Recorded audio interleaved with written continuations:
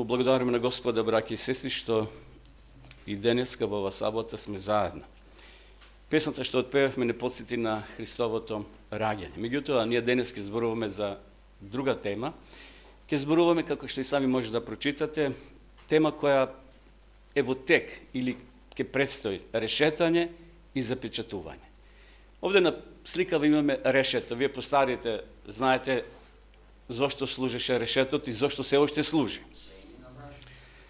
И на брашно, и на пшеница, и на други работи кои треба да се просеат. Така да, може би по-младата генерација ретко ги гледа овие инструменти, да ги наречеме, кои се користат во секојдневниот живот. Сега има, може би, помодерни, со фемови или на некој друг начин, кај што се предизвикува повторно решетање, односно просејување на нешто што би требало. Денеска, почитувани браќи и сестри, може да кажеме дека целиот христијански свет се наоѓа во еден воз, а во тој воз сме и ние. Сакале или не сакале, ние сме во тој воз. Тој воз патува во правецот кон крајот на светот или кон второто Христово доаѓање. Но се поставува прашање дали тој воз, дали сите возови стасуваат до целта? Не. Мислам на овие физичките, нашите возови кои ги користиме за превоз. На жалост, некои возови не стасуваат до целта, но овој воз во кој ние се наоѓаме, тој духовен воз, обавезно мора да стаса на целта.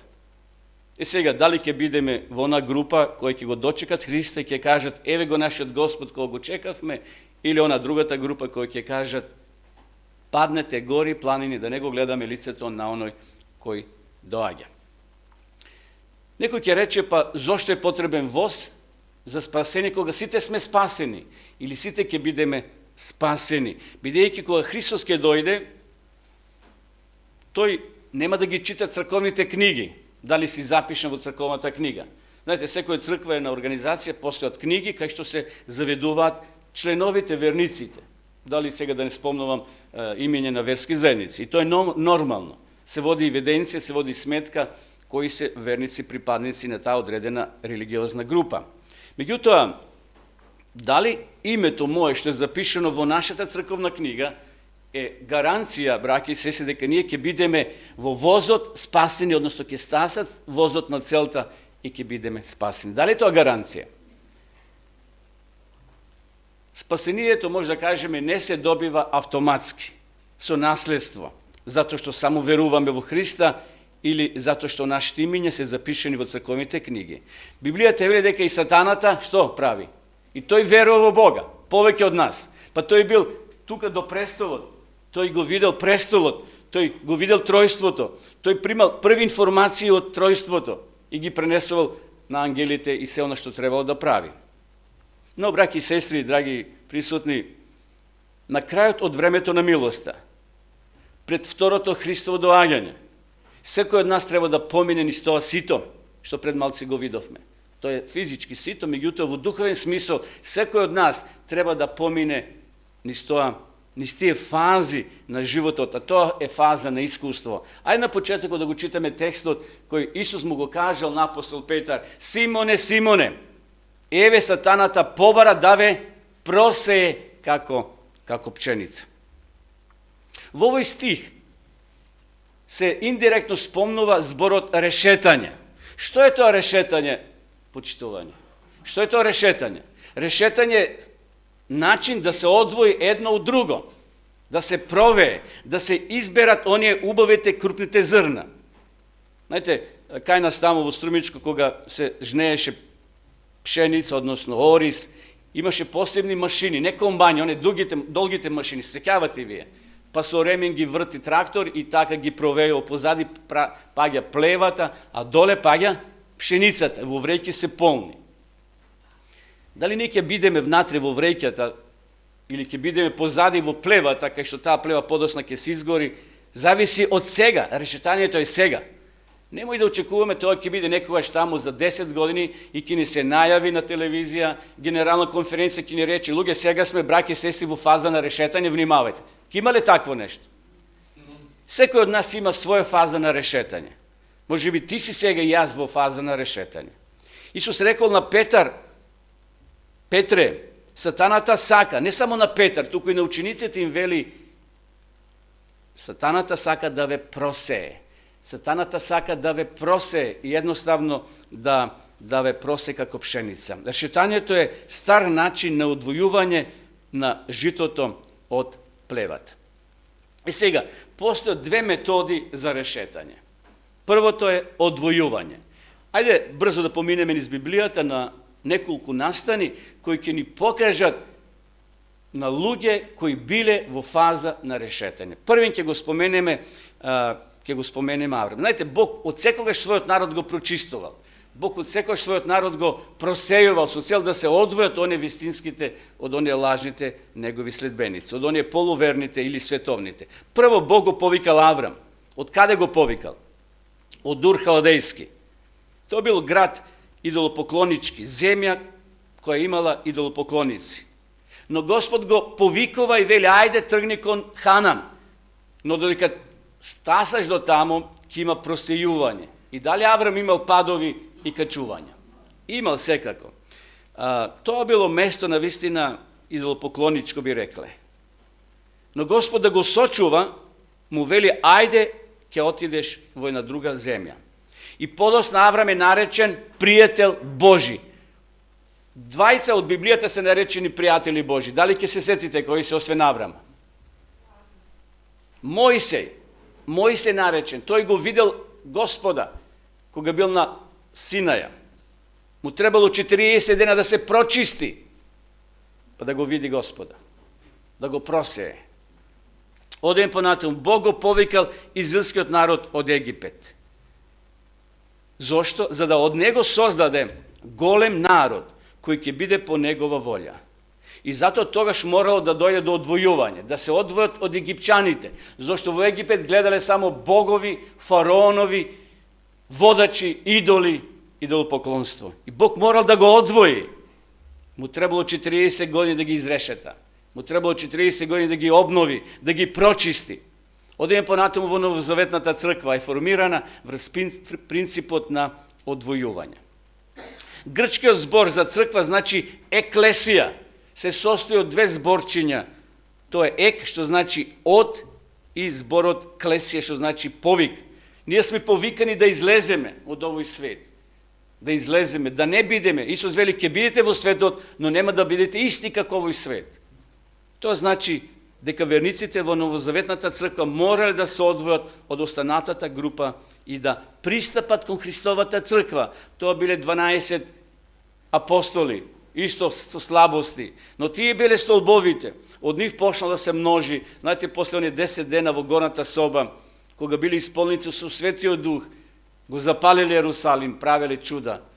И затоа Павле со радост ке напише, се крстија 3000, 4000 луѓе. Што би се случило кога овде у Кавадарци би се крстеле 4000 луѓе? Па ние мора да земеме спортската сала да се собираме горе. Замислете, каква би тоа било радост? Кога еден ќе се крсти, вели Библијата, целото небо се радува, да, за Бога еден или 111, радоста е голема.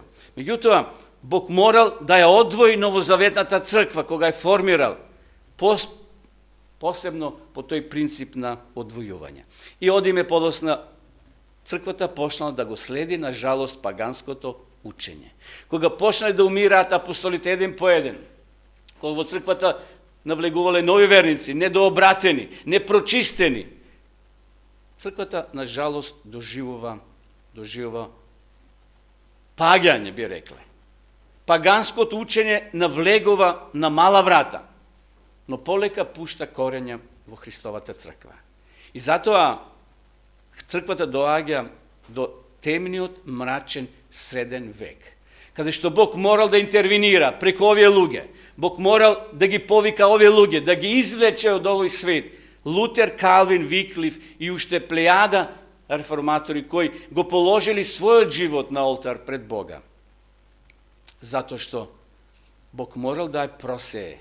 Црквата во средниот век која била во темнина. Библијата била забранета, Библијата била повлечена или преведена на латински јазик, неразбирлив јазик за останатата популација. И затоа Бог ги повикува Лутера да ја преведе Библијата на германски народен јазик. Калвин да донесе нова светлост во доктрината. Виклиф, кој застанал на браникот на вистината и подцене на својот живот. Одиме сега во наше време, решетање во последните денови. Како ќе се случи тоа решетање? Дали ќе биде најавено на телевизија? Дали по интернет ќе ни пратат порака нашите одговорни браќи да кажат сега внимавајте, овој месец е фаза на решетање. И ние сите ќе се спремиме. Ние сите ќе се подготвиме. Меѓутоа, тоа решетање нема да биде најавено, иако ќе има знаци. Тогаш неговиот глас ја потресе земјата, читам во Евреите 12 глава.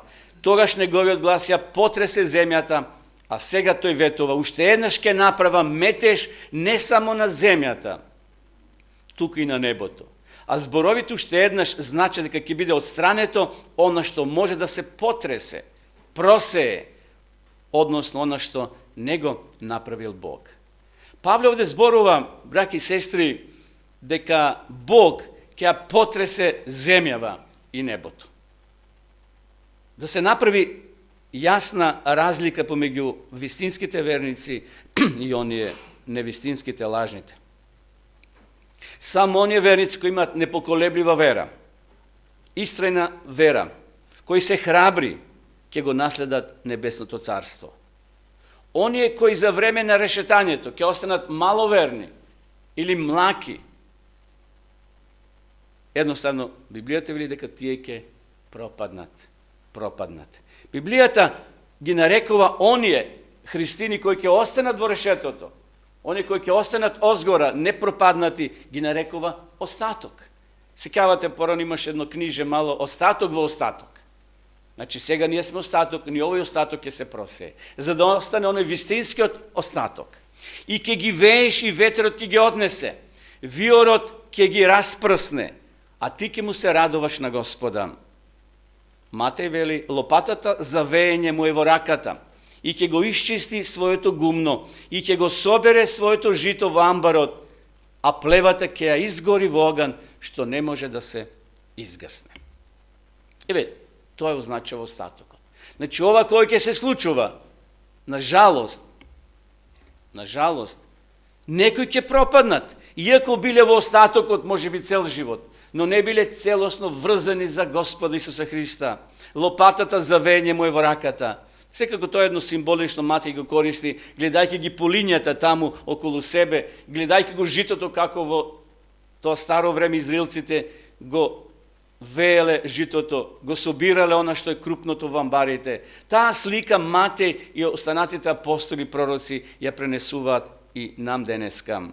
Во часот на Христовото доаѓање, значи житото, тоа се верните Божи луѓе, ќе бидат земени на небото, додека плевата, односно оние неверните, текстот вели ќе бидат изгорени, односно уништени. Денеска пшеницата, браќи и сестри, е помешана, може да кажеме, со плевата. Или со каколот. Знаете, она приказ на Исус што им вели, ајде да го искорнеме каколот, рекли учениците. Исус што им вели? Нека стои. Зашто ако корнеме сега, може да искорнеме и пшеница. Ние сме сега во фаза кога се уште зрното може да биде крупно, да окрупни, за да не бидеме половични. Знаете, половични зрна никој не ги сака. Или тие се продават со половична цена на пазар. Секој сака она крупно зрно, она едро зрно. Денеска пшеницата е помешана со каколот или плевата, но решетото е во Христовите раце. Христос наскоро ќе ги одвои површите христијани. Овој свет ќе биде место каде што житото ќе се одвои од плевата. Житото, како што рековме, оди во житницата, а плевата оди во оган. Како можеме да знаеме кој се ќе биде изрешетан? Има ли знаци? Како да препознаеме кои се тие луѓе кои ќе се најдат на жалост? Еве 4 групи на луѓе. Прво, световни. Павле вели, за оние на кои Богот на овој свет им ги заслепил неверничките умови, за да не продре до нив светлината на славната добра вест за Христос, кој е слика на Бога. Ова е првата категорија на луѓе, на христијани, кои се нарекуваат христијани, кои ќе пропаднат. Овие денови кога бев горе и делев календари и литература сега за Божик, и верам, вие многу се држите слепо за вистината. Дајте малце демократија. Мислам во христијанскиот свет. Дајте малце пошироко, како да сте заробени. Тоа се тие христини кои едната нога се во црква, другата се на страна. Тоа се световни, не се лоши тие луѓе. Тоа не се убийци, тоа не се криминалци, тоа не се луѓе против законот на државата. Тоа се честни луѓе, добри, честни под наводници. Но сепак тие повеќе гледаат кон сластите на овој свет. Светот им ги заслепил неверничките умови, вели апостол Павле. Сатаната е наречен кнез или ово земски бог. Тој има мог, браќи и сестри, да го замагли нашиот духовен вид. Знаете, кога со научарите влегувате во топла просторија, надворе е ладно. Што се случува со стаклата? Ке се замаглат и не може да гледате. Сатаната е мајстор да ги замагли нашите очи, нашиот духовен вид. Тоа се луѓе кои живеат само за себе, за своите желби. За таквите луѓе, може да кажеме, се оно што е духовно, може би е глупаво, целосно да се држи за вистината. Тие така го сваќат христијанскиот живот. Например, на таквите луѓе, кои ги има многу во овој свет, не им е тешко, например, да платат големи суми за некои настани. Еве само пред да видиме сликава за тоа, да го прочитаме и овој текст. Затоа, браќа, сестрено ве молам, поради Божјата сомилост, да ги дадете своји тела како жртва жива, света, прифатлива за Бога, да му служите на Бога, користејќи го својот разум. И не дозволувајте и понатаму, сега многу важно. Овој друг превод го зедов, бидејќи многу ми е поблизок. Не дозволувајте и понатаму да ве обликува овој свет. Знаете, порано како обликувавме од пастелин фигури. Сеќавате во училиште кога одевме. Пастелин, знаете што е?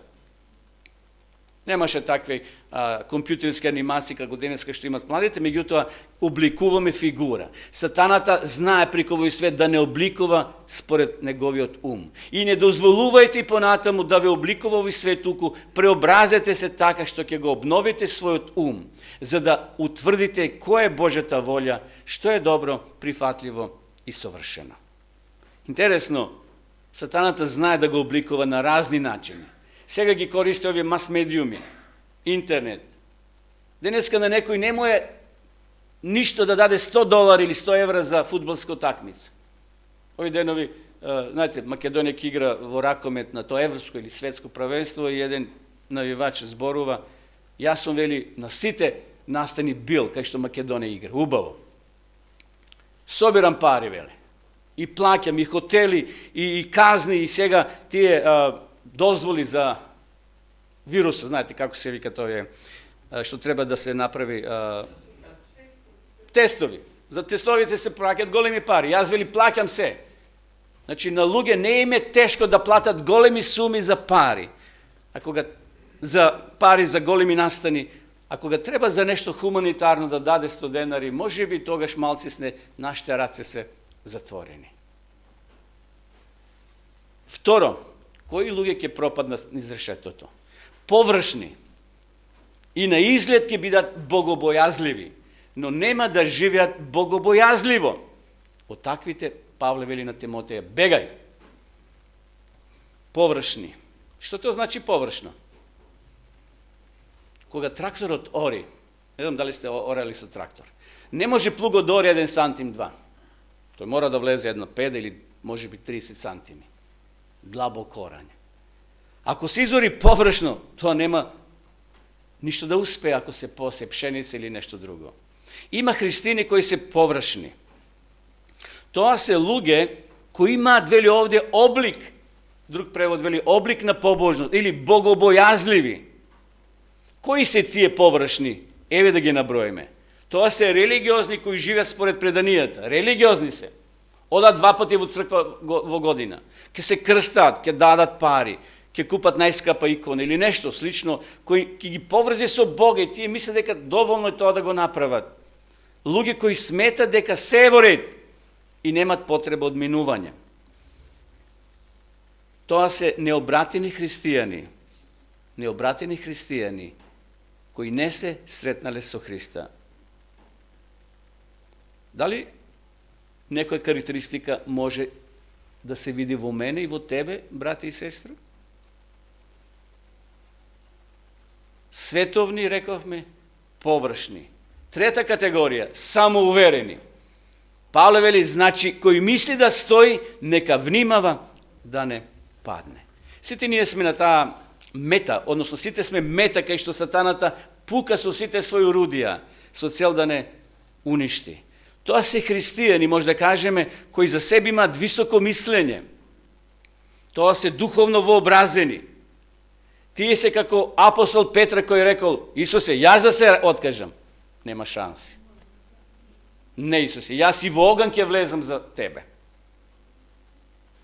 Господе, не е можно. Јас да се откажам од тебе. А што се случило со Петр? Кој се откажал од тие 12 апостоли? Петр го предал, односно Јуда го предал Исуса. Но Петр направил, да кажем, исто голем исчекор на кон гревот. Да се откажеш јавно пред луѓе од Христа, навистина чудно е. Но Исус тоа му го кажал, го читавме текстот на почетокот. Петре, Петре, сатаната сака да ве просе. Гледате колку Исус бил добар. Му најавил однапред. Но Петр бил во оваа група. Нажалост, во тоа време кога тоа го кажал, како самоуверен. Секако Петар е добар брат. Човек кој животот го дал за Христа. Се оставил. Кариера, семејство, се оставил. Петар е голем човек, но во овој миг Петар бил самоуверен. И четврта категорија на луѓе кои ќе бидат пропаднати низ тоа решето, тоа се себични. Втора Тимотиева 3:2 вели, зашто луѓето ќе бидат себелюбиви, алчни. Сега да не ги набројам сите тие негативни особини. Но ставам акценат себични, себелюбиви. Се сакаат себе си. Тоа се луѓе кои на прво место се стават себе си, своите лични интереси, а не интересите на Бога. Тоа се оние кои себе се стават на прво место и кога треба да се определиме за Христа, тие секогаш питаат, прашуваат, што ќе изгубиме, а што ќе добиеме? Колку тоа ќе ме чини ако го следам Христа? Ке сестри, ги наброев само овие 4, секако има и други карактерни особини на оние луѓе кои ќе пропаднат. Но мислам дека се доволни да не подсетат да не се најдеме и ние во овие 4 категории на луѓе. Која ќе биде причината за решетањето? Е второ прашање. Која ќе биде причината за да се изрешетат луѓето? Прво, лажни учења. Павле вели, а вдахновената објава јасно вели дека во идните времења, или таму друг текст вели, друг превод вели, во последните времења, некои ќе отпаднат од верата, слушајки заведувачки вдахновени објави и учења на демони. Зарем ова не се случува? Нажалост и во нашите редови, не мислам овде, него во светски рамки, некои прифаќаат нов стил на верување, против тројството, против Светиот Дух, против Исуса Христа. И некако тоа така е примамливо. И луѓе се прилепуваат кон тие категории или кон таа група на луѓе. Секој има право да верува во што сака, но на Бога му е жал. Но сатаната знае да предизвика такви учења кои ќе бидат многу блиско до вистината. И ако не сме подковани, ако не ја знаеме доволно Библијата или што вели списите на Елена Вајд, која ни дообјаснува некои работи, лесно ќе бидеме во групата на оние кои ќе прифатиме лажно учење. Затоа, ако некоја вест дојде до тебе, брати и сестро, нешто прочиташ на интернет, и така е, кога ќе го гледаш од сите страни, има некоја логика. Провери, моли се на Бога. Моли се на Бога, Бог да ни открие која е правата вистина. Бог ќе дозволи да дојдат заблуди на христијаните, на христијанската црква. Бог дозволува. Зошто? Да увиди кои се тие негови вистински следбеници. И затоа овде пишува јасно дека во последните времења некои ќе отпаднат од верата. Второ, ќе се случуваат чуда. Зашто ќе се појават лажни христоси и лажни пророци и ќе прават големи знаци. Ова големи, не е тоа локално. Како таму во Команово има едно момче или човек кој лечи, прави чуда. И цели колони чекаат луѓе кај него.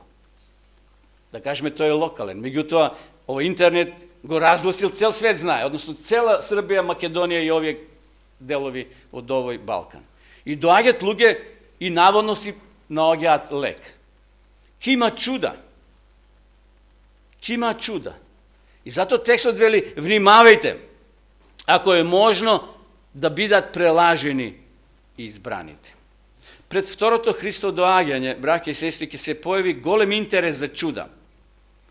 И луѓе ќе се појавуваат кои ќе прават големи чуда. Сатаната ќе го зголеми своето дело насекаде во светот. Оние кои сакат спектакли или некои посебни настани на чуда ќе бидат привлечени. Тие ќе го прифатат. Тоа ќе биде една многу ефтина имитација на вистината. И трето, прогонства. Прогонствата ќе бидат како алатка за луѓе да бидеме сите ние поминати низ историјашето, дали ќе останеме верни или не. Синоќ ја прочитавте, верувам дека синоќ и овие денови ја прочитавте изјавата на братот Терзин. Во врска со настанот сега што е во Австралија, да не го спомнам сега името. И тој даде една кратка изјава од 10 на 12 минути, неговиот став. Зошто е битно сега да бидеме чврсти? Да бидеме чврсти, било во што да е, не само за вирусот и за ова што следува. Меѓутоа, се оно што ќе се случува во иднина, ќе бидеме на тест. Тоа ќе биде вид прогонство, ќе биде вид тестирање, дали ќе останеме лојални на Бога, или пак, ајде, компромис. Кога Данило, односно неговите другари Седрах, Мисах и Авденаго, кога се нашле во полето Дур, да кажеме во Пелагонија, равница, и кога тој кип бил неколку метри висок, што може да го видат сите илјадници луѓе кои дошле на прослава, меѓу нив биле и тројцата момчиња. Седрах, Мисах и Авденаго. А царот што рекол? Кога ќе слушнете трубата, сите вие да се поклоните. Многу сме разговарале на таа тема и во минатото. И ние би рекле, па ајде да најдеме соломонско решение. Па тие не морале да се кланјат, можеле врвцата на чевело да ја заврзат, така? Како во војска кога се даваше заклетва. Некој не верува во тоа и не ја прифаќа таа заклетва, зашто он вели, спремен сум да дадам и животот за државата и така натаму, меѓутоа од 100 војници 200 никој не те гледа дали ја читаш. Таму еден ја чита, ние треба да ја повторуваме, сите ние ни повторуваме. Но на крајот беше подпис, тоа е важно, дека се подпишуваш и добиваш она, како се викаше, го диплома, заклетва дека си да. Замислете Седрах, Мисах и Авденаго, би рекле, ајде, ќе се малце поднаведнеме, кој ќе дојде царот да не гледа, да не види дека некој штрчи, него сите да бидат поднаведнити. Дали така направиле? Тие останале верни, браќи и сестри. Ние живееме во ова време на прогонство. Може би не она буквалното кога треба да ги напуштаме градовите и селата, како што вели пророкот. Меѓутоа, сега е подготовка. Сега е време кога ние треба да покажеме целосна вера и лојалност кон Господа Исуса Христа. Во времето на Христовото доаѓање, односно пред неговото доаѓање, ќе има многу така наречени христијани, кои ќе станат против вистинските христијани и ќе бидеме бегалци. Ќе бидеме бегалци. Зошто? Затоа што нема да се сложиме со нивното верување. Ќе не жигосат, ќе покажат со прст. Животот на верните ќе биде предизвикан, односно ќе биде предизвикано на нивното прогонство и тие ќе мора да се повлечат на страна. Едно време, друго време, на крајот доаѓа кулминација. Христос ќе се појави. Но се има свој редослед. Наше да му бидеме верни и во ова време на прогонство. Запечатување на верните. Кога тоа ќе се случи запечатување на верните? Потоа видов 4 ангели како стојат на 4 агли на земјата, цврсто држејќи ги 4 земни ветрови, за да не дува никаков ветар на земјата, нито на морето, нито на некакво дрво. И видов друг ангел како влегува од исток и го има печатот на живиот Бог и ми викна на сет глас на 4 ангели, на кои им беше дадено да им наштетат на земјата и на морето. Немојте да и наштетите на земјата, ниту на морето, ниту на дрвјата, додека не ги обележиме со печат челата на робовите на нашиот Бог. Тоа робовите се мисли на верниците, на следбениците на Исуса Христа. Овде имаме многу што да кажеме, но времето е неограничено и сега тоа е друга тема. Но важно овде пророкот Јован, апостол Јован, укажува дека ангелите се уште стојат на 4 агли на овој свет. Овде се спомнува ветар. Ветерот во овој текст ги представува сите оние сили кои се подготвени да не уништат, да не збришат, не само физичката сила, туку и овој свет. Односно тоа ќе бидат прогонствата.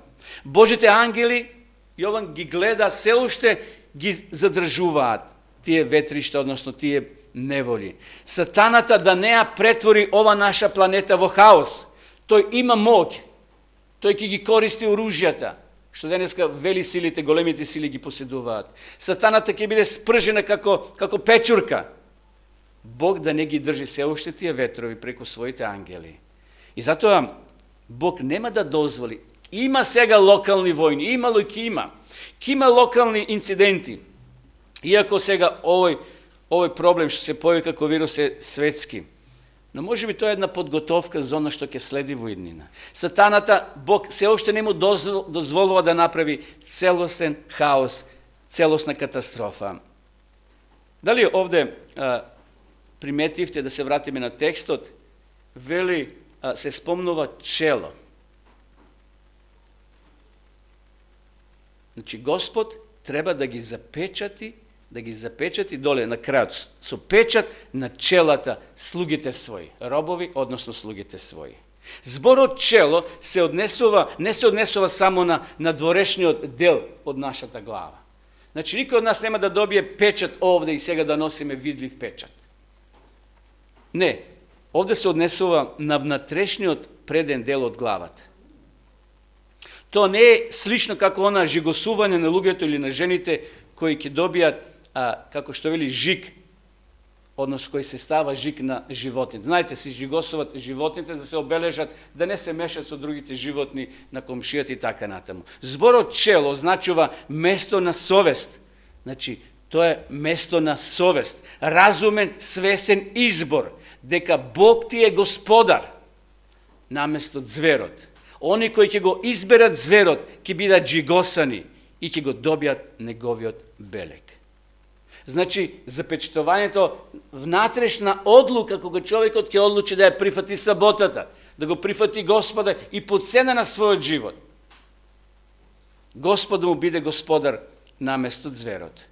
Они кои ќе го изберат зверот и иконата негова, тоа е неделата, ќе бидат жигосани и ќе го добијат неговиот белег. Еве кој не запечатува. Ефесјаните 4:30. И не жалостете го Светиот Дух Божи, со кој сте запечатени за денот на избавувањето. И затоа на сатаната му смета ова сила, третото лице на Божеството. Ке потикне луѓе, дури во наши редови, да го изобличат Светиот Дух, дека не е личност, дека не може тоа да го прави. А гледате кој ќе врши запечатување. Светиот Дух, кој треба да не одвои за денот на избавувањето. И денес кога ние читаме, кога се молиме, кога ќе погрешиме и кога ќе си легнеме, па совеста не возбудува, тоа е дело на Светиот Дух, кој не потикнува да се покаеме, кој не потикнува да се поправиме, кој не потикнува да си простиме еден на друг. Светиот Дух на посебен начин ќе биде излиен во последните денови. Иако тој е тука, излиен е при часот кога апостолите биле во горната соба, но денеска кога ние се обраќаме, кога проповедаме, стотици луѓе се обраќаат и го прифаќат Христа. Денеска е време кога треба се определиме на која страна ќе бидеме. Тука имаме инструмент, Библијата, кој ќе ни помогне. Библијата е книга која може да ни ги открие правите вистини. Затоа да се потребне на Библијата. Иако еден ден и таа ќе биде повлечена.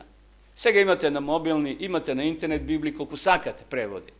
Меѓутоа, утре ќе се угасне интернетот. Утре ќе немаме Библијата, ќе биде повлечена, ќе дојде тука некој одговорник и ќе рече сите верски книги да ги дадете. И ќе мора да ги предадеме. Но ono što se вметнало во умот, то останува доживотно. Има примери сега ради времето кога двајца биле затворени христијани во две келии.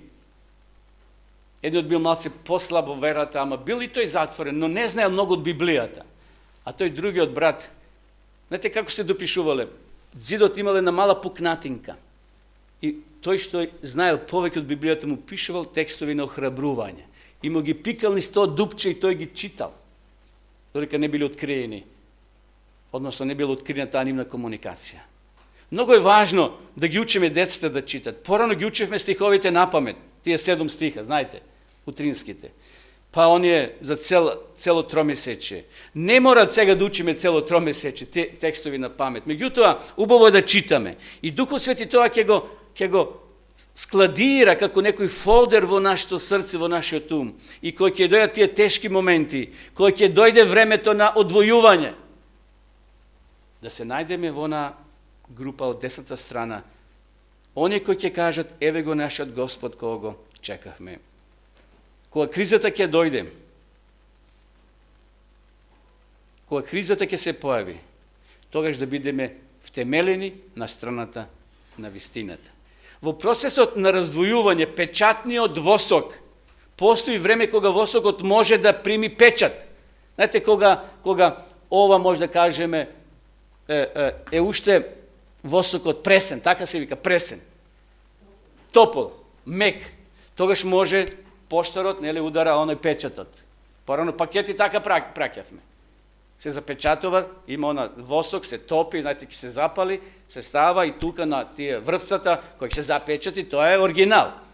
Да не поштар некој го отворил во меѓувреме. Кога бевме во војска, сеќавате вие постарите, добивавме такви пакети со храна. Ама гледаш дека печатот е скршен, некои другари го отвориле претходно, пола го изеле. И тоа се случувало во војска. Но поентата ми е, сега сме се уште восокот е мек. Се уште е мек восокот. Постои време кога восокот не може да го прими печатот. Не може да се обликува и да се втисне она правата вистина која денеска треба да ја знаеме. Затоа, ајде да ги учиме децата, да ја читат Библијата. Да ги учиме нашите деца да се молат, па и ние поред нив. Зашто ќе дојде време кога тоа не ќе може да го правиме. Иако денеска нашите деца ги воспитуваат училиштата, улиците, интернетот, но да одвоиме ние наше време за да всадиме она што е потребно тие да го знаат. Да бидат приемчливи, односно отворени и кои ќе пораснат да го следат Исуса Христа. Денеска Исус не повикува нас само. Исус има време за сите нас да дојдеме кај Него, да разговараме. Исус сака да остане за секојаш со нас, во нашите срца и да го стави својот печат. Пораката е се уште отворена. Исусовите раце се отворени, вели, дојдете кај мене сите кои сте обременети и уморни, јас ќе ве одморам. Затоа да го одбереме Христа денеска. И тој ќе биде со нас во кризите денови кои ќе најдат. И кои ќе дојдем јас во тоа решето, Бог ќе ни даде силна вера да обстанеме и да се најдеме во она група на спасените. Нека мој слава на големиот Бог за тоа. Амин.